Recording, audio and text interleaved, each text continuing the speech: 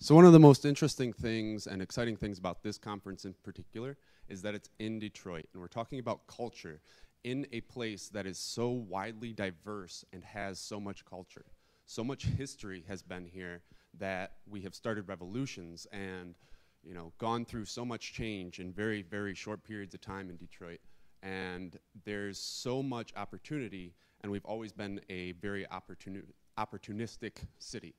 And here we're talking about opportunities in DevOps, especially around work, life, and play.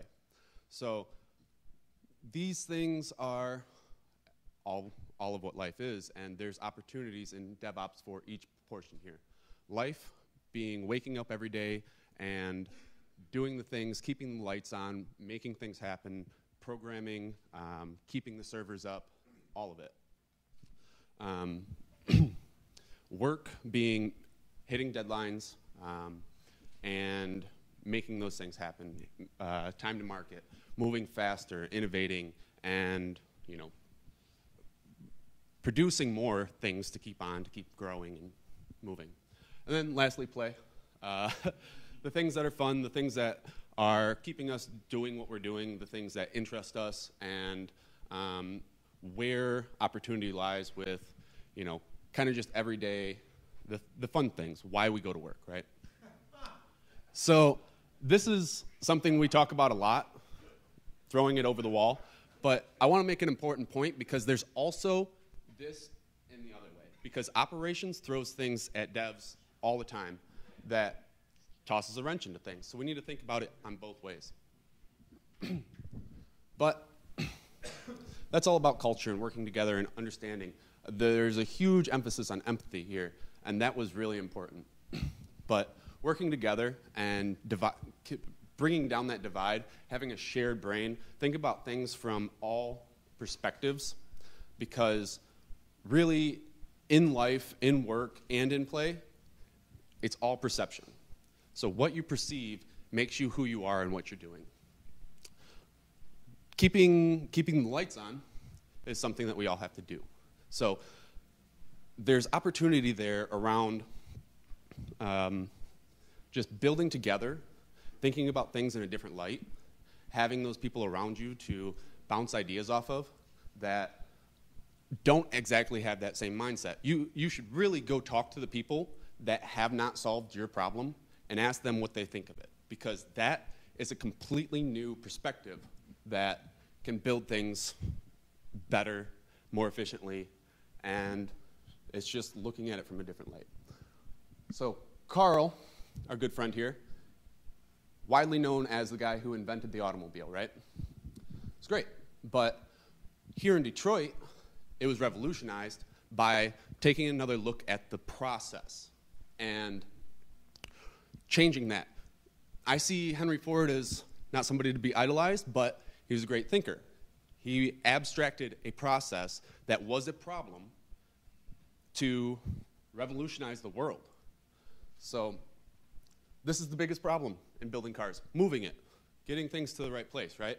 So taking a look at that from another light, this is an operational task that came at by a developer, somebody programming to make things work better, more efficiently. I've always been kind of a philosophy guru, right? And this came to me very young in life because I'm colorblind. I realized that nobody has the same perception. And it's a very interesting thing because when you look at things from a different light, everything changes, if you are able to.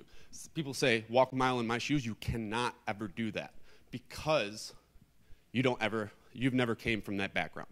So you need to intermix these teams, and not only putting operational people in your dev teams and vice versa, but you yourself have to think that way.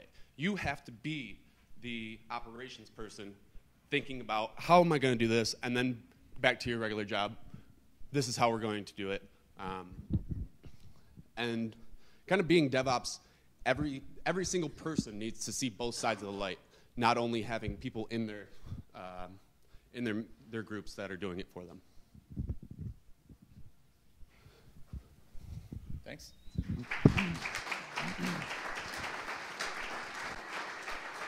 Now we have Clif from Duo.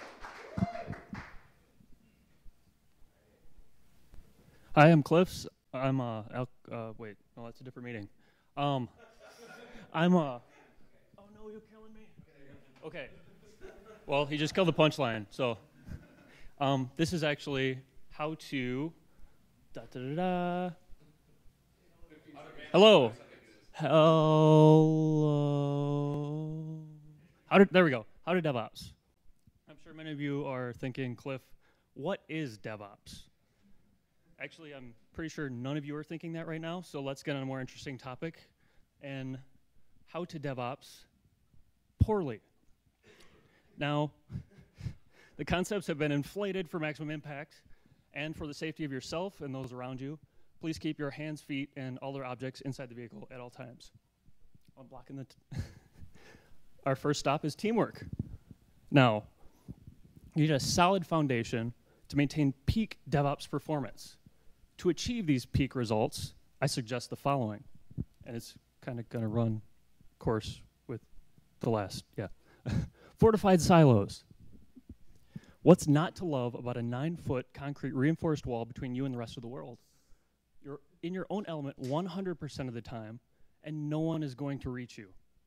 Plus, you have the added benefit of knowing you're capable of bringing down entire companies with small scripts. I suggest the ThinkGeek big red button, $12.99 to trigger said scripts. Added effect. Now, there are a few smaller issues you run into. I suggest just picking them up and lobbing them at other teams. It'll show those teams that you have initiative to reach out to them, and it will also let them see some of the things you deal with on a daily basis. Also kind of lessen your load.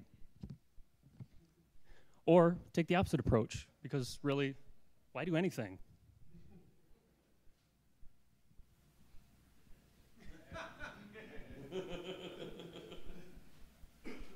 Which brings us to mentalities.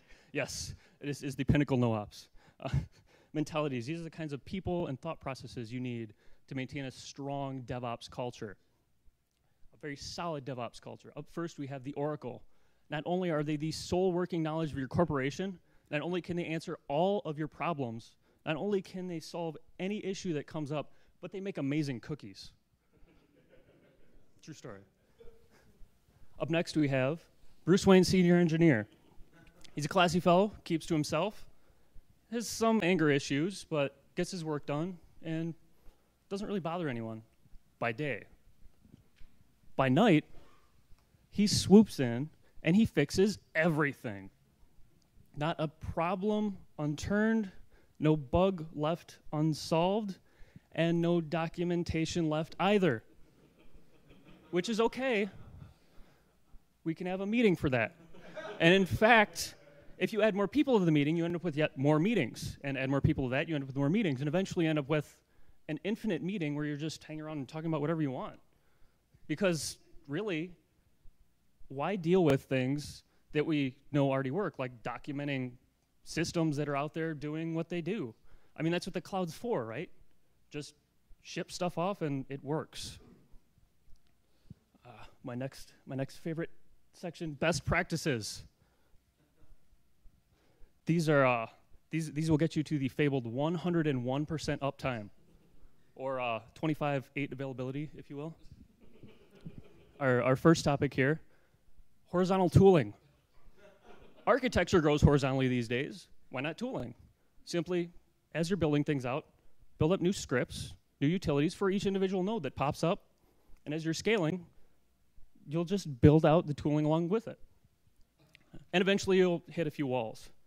Now, what better way to solve a problem than to wait until there's a fire? Because truthfully, the output you get under pressure is amazing. And lastly, as you all know, you can't really trust your users or your staff or anyone else, so just start cordoning things off. And in fact, just start taking away privileges to see who complains, because what you're doing is you're limiting attack vectors. And actually, please don't ever do any of this. If you see any of this, please do your best to try and stop it for your own sanity and the sanity of those around you. So, thanks.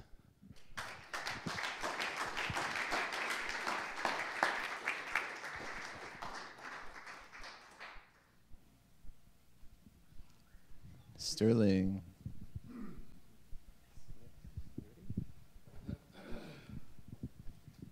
It's a tough act to follow. So my name is Sterling Windmill. I'm an engineering manager at Duo Security. I manage the ops team. Duo, we have a cloud-hosted two-factor and security platform. And my speech is titled Agility Without Fragility, or How I Learned to Temper Paranoia with Trust. So what is DevOps? I'm not going to actually go into that because I'd probably fail, and you all have a great sense now that you've accomplished listening to all the great talks here. But one of the things that doesn't always come to the forefront when we're talking about that is security. It's not necessarily top of mind in all conversations. And I'll give you some background sort of overview of network security over the years. We started out with perimeter-based security, where you kind of have this hard exterior outside, protecting your internal GUI center where all of your important stuff is.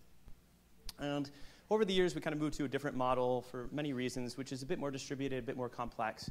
This is where things like defense in depth came into play, and that you have all these layers, lots of complexity, VPNs, WAFs, IDS, IPS. And those are all great things in and of themselves. But they mean that if you make a small change in one area, you can have a possibly cascading effect and cause problems elsewhere.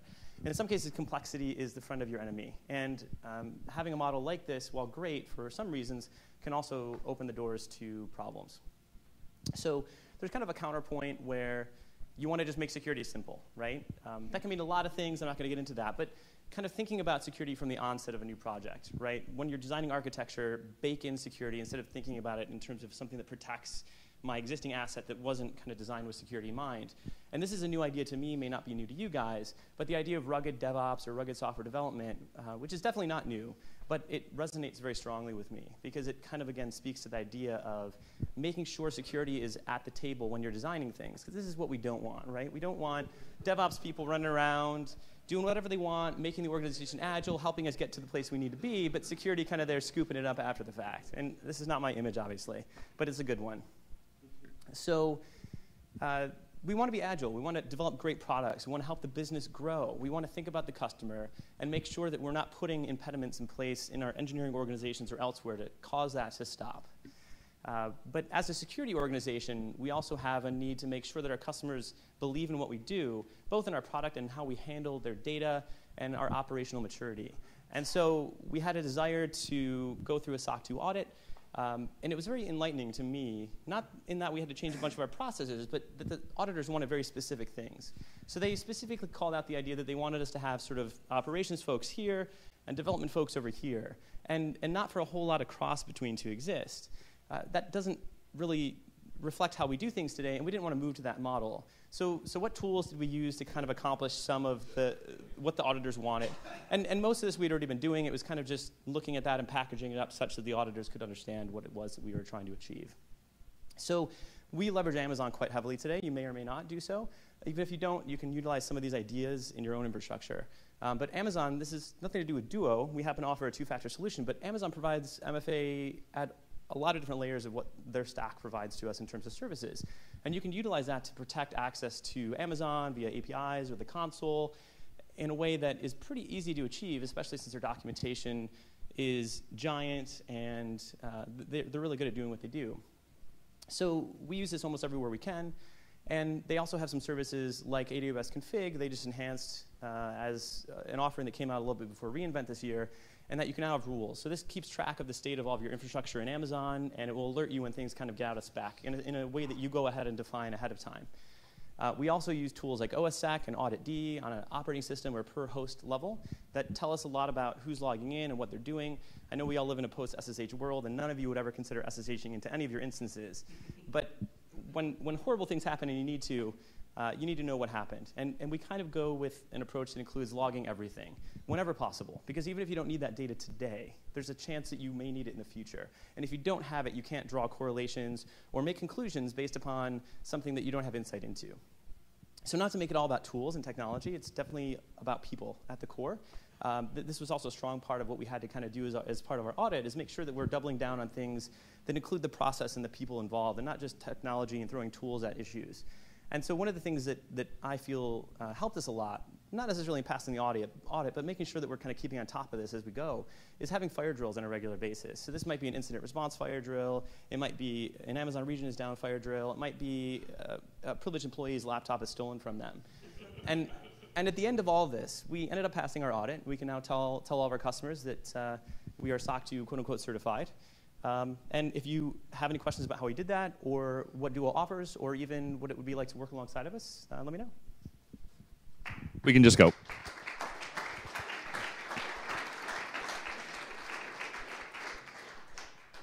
Okay, so first of all, I'm really bad at naming things, and that I give things silly names when I start them, and they become the name forever, like this How to Train Yourself Dragon Style to Submit talks. This was actually a talk I started doing internally at Chef, and I gave it a silly name, and then apparently that became the name. Hey, I don't need this slide because I talked yesterday. So reminder, I work at Chef, I do a podcast, I have the silly license plate. But the point of this talk is to help you understand how you can be someone like me or Steve or anybody else or Jason or anybody who came up and gave all these great talks. So the first thing you need to know, don't be scared of stuff. And what you need to know is you don't have to write an entire talk before you submit it. A lot of times we feel like we have to think of all the ideas and we have to write out a talk. You can also use a talk to learn something. For example, let's say I have a theory about how I can build a pipeline to use Chef audit mode to test cookbooks all work nicely together. I don't have to know exactly how to do this to write an abstract. I can just come up with the idea and I'll submit the talk and I'll figure it out as I go. Remember, your abstract doesn't have to actually be proven out. The talk I gave yesterday is a great example of that. I submitted that talk to a bunch of places before I even knew that there were 5 love languages of DevOps or that my idea would work.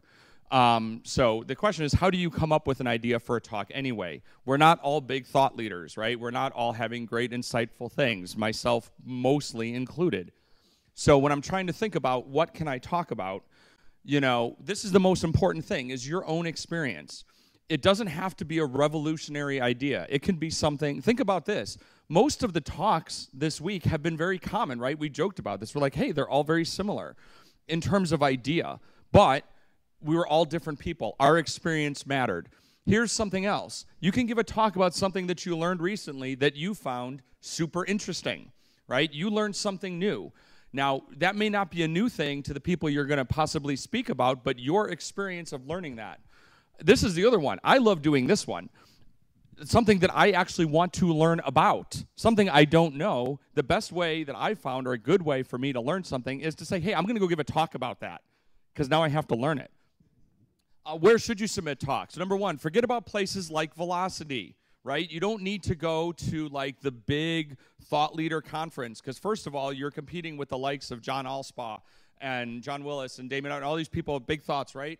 Think about places. What's great is to give talks about places that maybe aren't familiar with DevOps at all, like local dev meetups, agile conferences, software testing organizations. You get the point. And if you go to bit.ly/techconf, I have a link there that does stuff. Hey, DevOpsDays Ignites. These are great places to try out short talks, but they also are super challenging. This format is tough. It's also super fun. The other thing is to bear in mind is that DevOpsDays sometimes are super picky about repeated content. Here's the other thing. This I say you don't have to pread it. This is a reference to a guy named Paul Reed who this year decided at every single talk he was going to write a new one. That's exhausting. The pros, age as humble, you write 1 or 2 talks for your whole year and you give it everywhere. Another thing you can do is try out your material, quote unquote, on the road. So it's really helpful and less intimidating to present at an out-of-town meetup where nobody knows you, right? This is super true. I love to go give talks like in Kansas City. Nothing against Kansas City, but they don't know me. But in Chicago, I'm super scared. Also, buddy system, peer reviews, right? Like, talk to your coworkers, friends in the community. If you're really bold, throw your ideas out on Twitter and see what happens. That can work for or against you. This is the other one. Q&A is your friend. You may say, how the hell am I going to fill 45 minutes? Guess what? 15 minutes of Q&A. Super duper helpful. Leave that at the, the audience will appreciate it. You don't have to come up with content. This is one of my pro tips. Store all of your speaking stuff in a GitHub repo. So whatever talks and things you're doing, put it up in your GitHub and keep all your speaking stuff up there. It makes it easy for you to find it later, and it makes it easy for other people to find it. These are pro tips 1.1 to 1.3. Reason being it's Ignite. I had to consolidate slides. Make all of your presentation submodules. Put your bio text in a text file in GitHub, and put all of your proposals and abstracts there. Another thing, the reason putting your bio page up there, then you can just point organizers to it. Bridget Cromhout gave me this idea. I started doing it. On your blog or website, create a speaker page where you list all of your upcoming talks you might be giving or things you've done in the past. So think about what are your goals for speaking. I want everybody to think about proposing for maybe a local meetup, proposing for DevOps Days Detroit next year. You have a whole year to think of ideas. Or maybe Chicago or Minneapolis or any of the other things that are going on next year. So thank you very much. Bye.